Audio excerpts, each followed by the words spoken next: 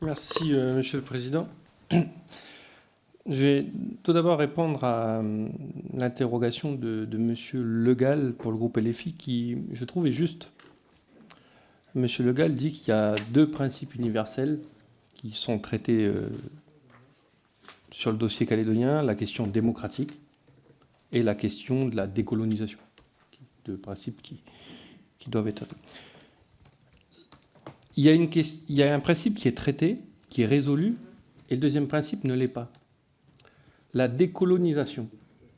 La décolonisation, ce n'est pas l'indépendance.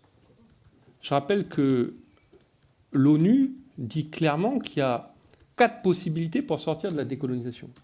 Il y a 1, effectivement, l'indépendance. 2, l'intégration totale à la puissance administrante, l'ancienne puissance administrante. 2, le statut de libre association. 3, pardon. 4, tout statut négocié entre les citoyens de l'ancienne colonie et la puissance administrante. Donc ce que je veux dire par là, c'est qu'avec les 3 référendums et l'accord de Nouméa, la question de la décolonisation a été traitée. Pardon, mais en Nouvelle-Calédonie, déjà nous avons une très large autonomie. Les indépendantistes sont surreprésentés avec les provinces Nord et Île au Congrès de la Nouvelle-Calédonie. Ils dirigent 4 institutions sur 5. Le corps électoral est restreint. Il a même été gelé pour les 3 référendums. Et les 3 référendums se sont tenus. Je ne sais pas si on peut faire plus décolonisé que ça. Ça serait quoi plus décolonisé que la Nouvelle-Calédonie? Ben non, puisque ce n'est pas l'indépendance, puisqu'il y a 4 sorties à la décolonisation. Donc les non-indépendantistes ont demandé le retrait de la Nouvelle-Calédonie de la liste des pays à décoloniser à l'ONU, compte tenu de l'accord de Nouméa et des 3 référendums. Donc la réponse, elle est très simple. La décolonisation a été traitée, le principe décolonial a été traité, celui que vous avez avancé, mais le principe démocratique, lui, n'est toujours pas résolu puisqu'on est toujours avec le gel du corps électoral. Donc finalement, on vient résoudre le deuxième principe. Plus généralement, il y a eu des interventions sur le fait que le gouvernement précipitait la question du dégel du corps électoral. Pardon les amis, mais ça fait 3 ans qu'on discute. C'est une sacrée précipitation. 3 ans, et le gouvernement nous rajoute dans son texte de loi que le texte de loi, je me répète, mais j'ai l'impression que personne ne lit l'article 2. Et qu'on rajoute du temps pour un accord global. On est en pleine crise économique. Il y a 20 000 personnes qui sont parties. Il y a 10% de la population qui est partie. Il n'y a plus un rang dans les caisses de la Nouvelle-Calédonie, compte tenu de l'incertitude institutionnelle. Là, il faut quand même accélérer un peu. Les gens ont besoin de visibilité.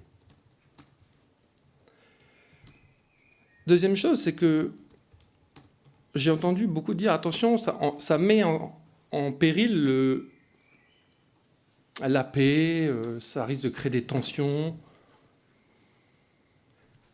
J'ai l'impression qu'on invisibilise beaucoup les loyalistes dans la question du dossier calédonien. Remettez les choses dans leur contexte, ou changeons un peu de prisme. Si le gouvernement retirerait ce texte qui prévoit 10 ans glissants, l'équilibre des accords de Nouméa, et qui, dans son article 2, je me répète, prévoit qu'un accord viendrait remplacer ces 10 ans glissants, imaginez qu'un accord politique soit trouvé sur 20 ans ou 25 ans glissants. Vous pensez que la réaction des loyalistes, ça serait quoi? Imaginez le texte est retiré. Vous pensez que les loyalistes vont se précipiter à la table des négociations? N'oubliez pas, n'invisibilisez pas les loyalistes. Les demandes qui sont dans ce texte-là sont les demandes des indépendantistes.